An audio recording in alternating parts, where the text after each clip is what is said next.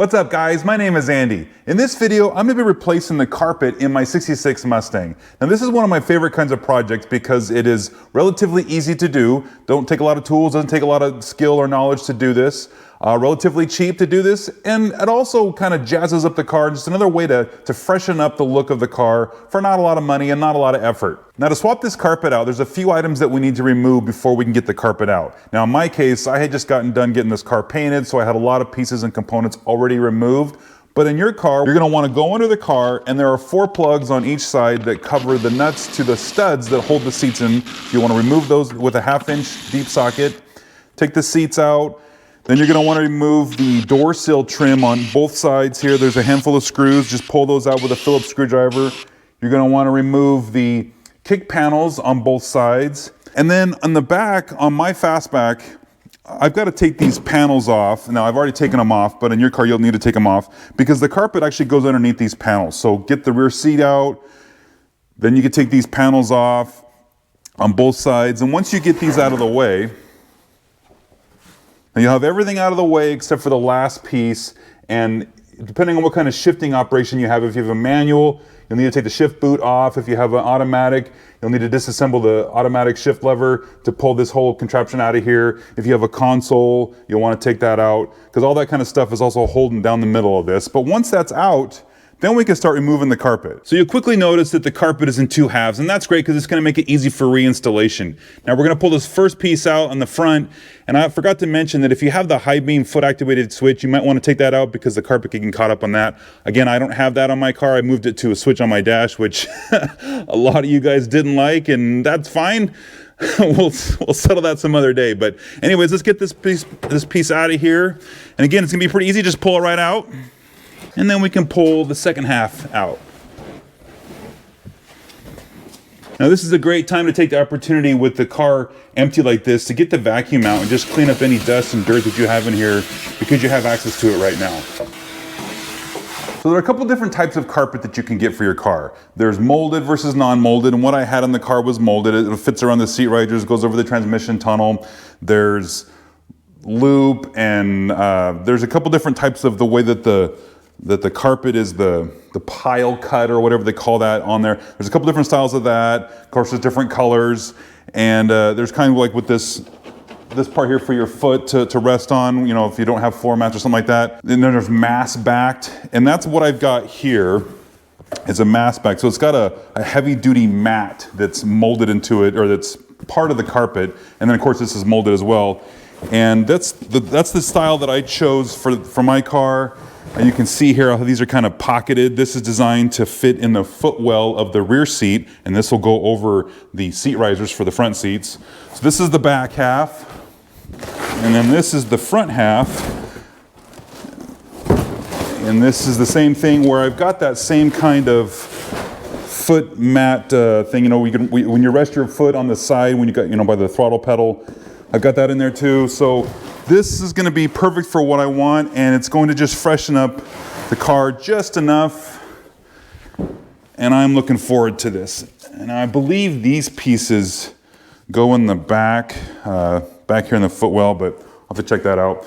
And so again, the different brands, different styles, and this is very similar to what I have, but it's just a fresh piece. One of the problems that I was having on my carpet that I had in the car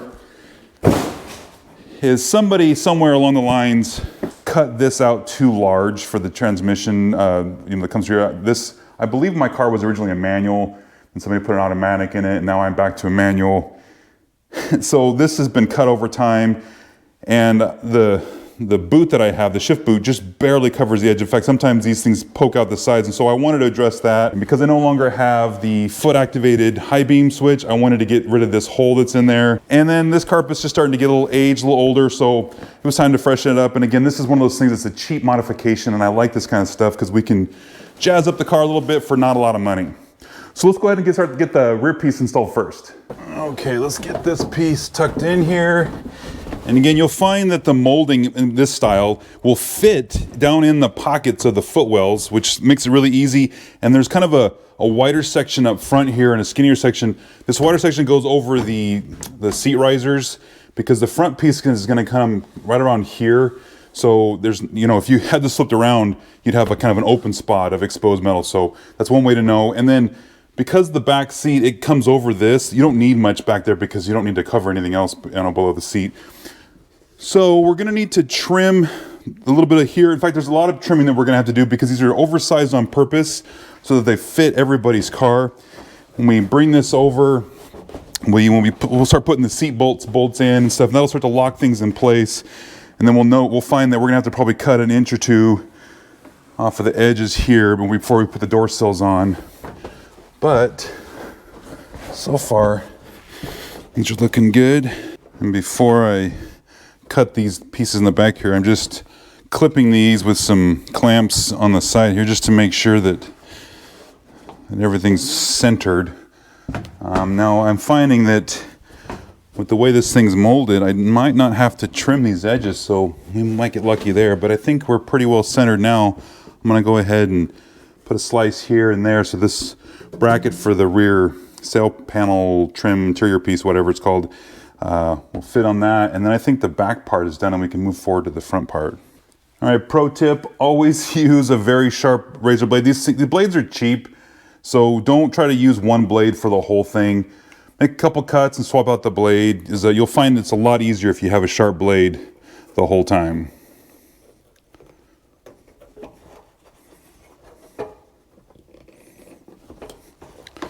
There, that'll lay down there.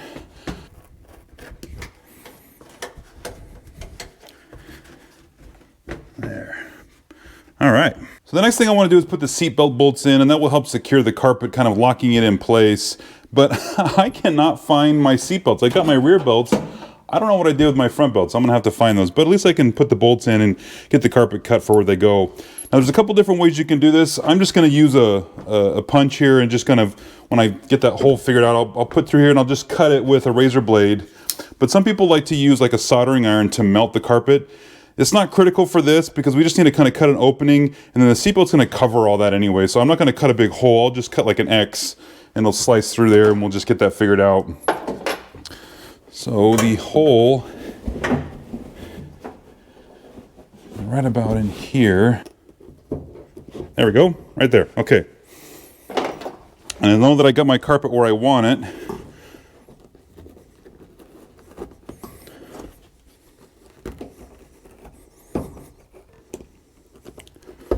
Just by slicing an X in here, this will get where we want to be. Okay. And again, for now, I'm just going to bolt this in. That's going to secure that part of the carpet and hold things in place while we start to finish everything else out.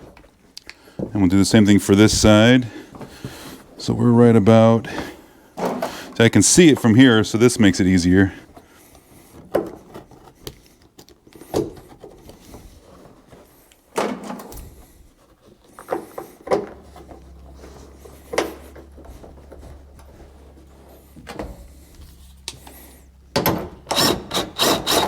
There, that'll just hold it again for now.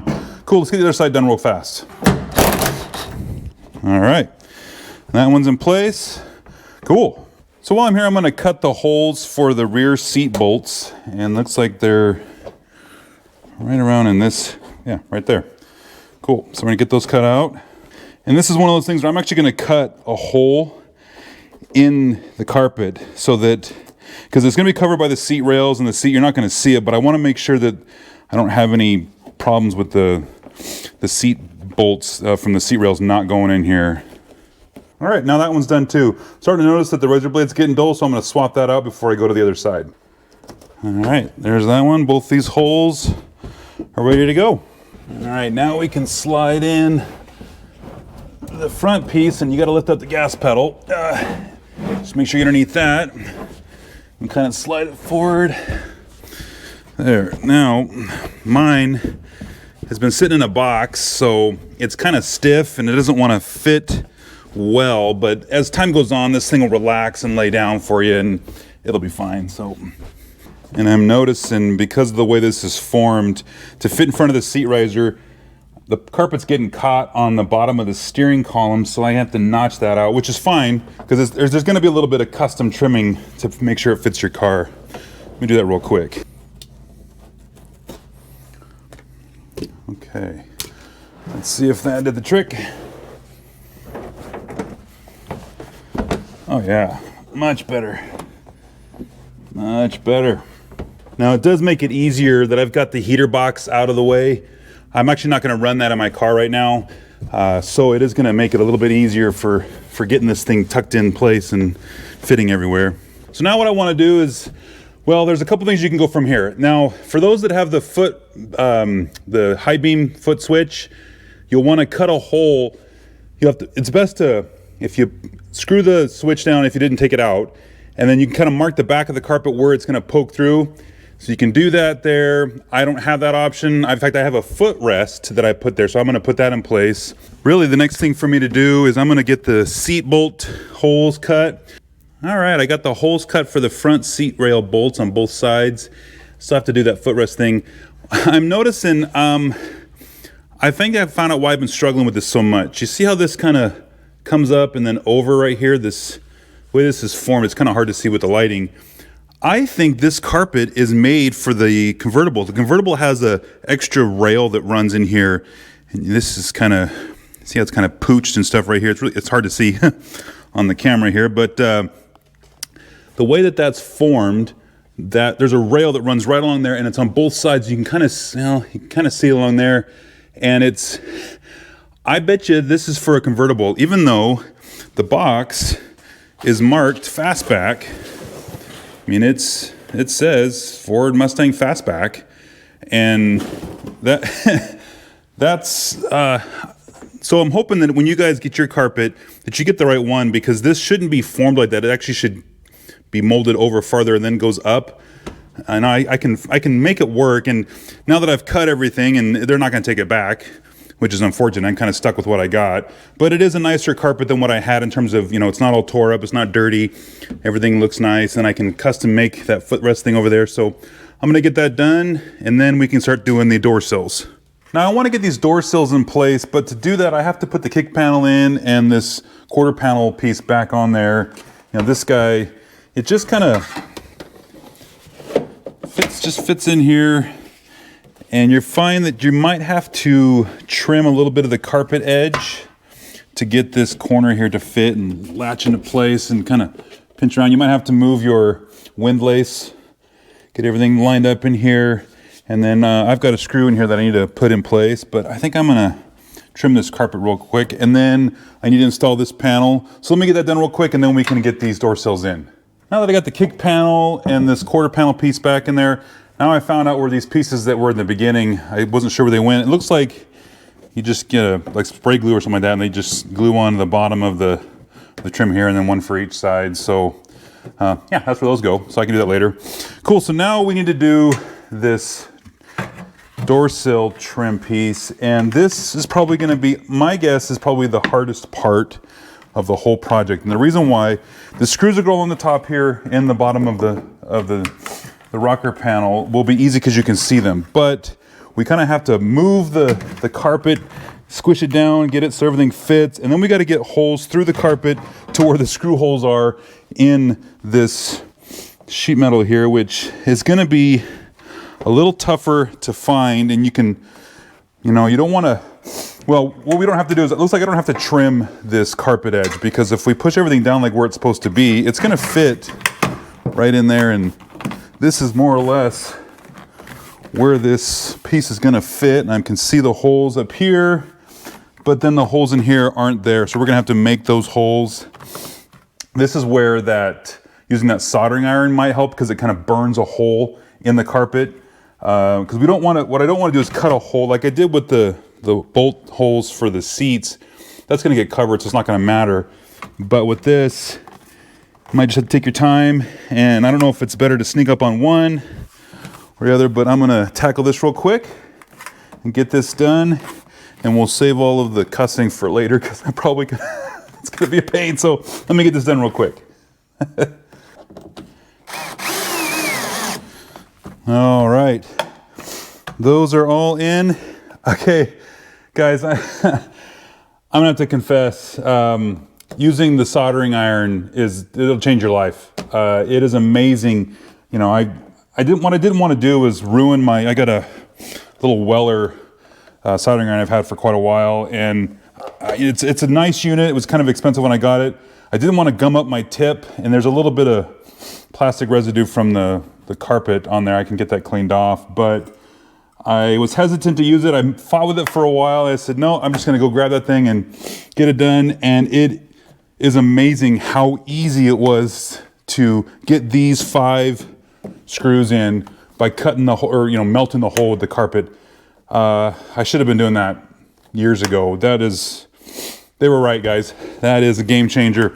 Cool, so this side's in. Let me get the other side done real quick. All right, here's just a sneak peek at what I was doing. So the hole is right here in the sheet metal for the screws, so I can see where I need to come through, and I could just burn a hole right through the plastic of the carpet. Maybe get the back side just a little bit bigger. Give me plenty of play so that when I put this on here, I don't have to fight it. But there, that's just one hole, and then I just go down the line and do that for all of them, and then the screw goes right in. It's so easy. There we go. Gosh, that is amazing how easy that is to do with mounting those holes in. Gosh, definitely wish I would have done that before. All right, guys, so that's it. That is carpet installed. The more I look at it, the more I can tell, like the way this hump is here on here, the way in the convertibles, the seat pan actually goes up over the transmission tunnel on the other side. You've got those extra rocker rails that are inside here. I'm convinced that somehow I got the convertible carpet. Whatever, it's too late now to take it back. I mean, it fits, it's not ideal, but once you get the seats in place and everything and the carpet starts to settle down, it'll be fine. I gotta glue these in still, and I gotta finish putting the trim in, put the seats in, but ultimately we got the carpet, and that's what I wanted to do, is get this done today. So I think we're in a good spot. Oh, also I did get the what do you call the firewall? I don't know, let me grab it. This firewall, this piece of matting and stuff that is designed to insulate the firewall, keeps the heat out. And I was gonna put this in too, but it's got cutouts for the heater, and I don't have that in the car right now. I'm gonna do something down the road with a heater and air conditioner, I think, so I'm just gonna leave it for now. So maybe I'll use this then, but I was gonna put that in as part of the video, but I'm not gonna use it right now, so I'll just save it for a later install. But yeah, I'm excited. All right, guys, if you liked the video, give me a thumbs up. And if you subscribe, I appreciate it because it helps my channel out. And we'll see you in the next one.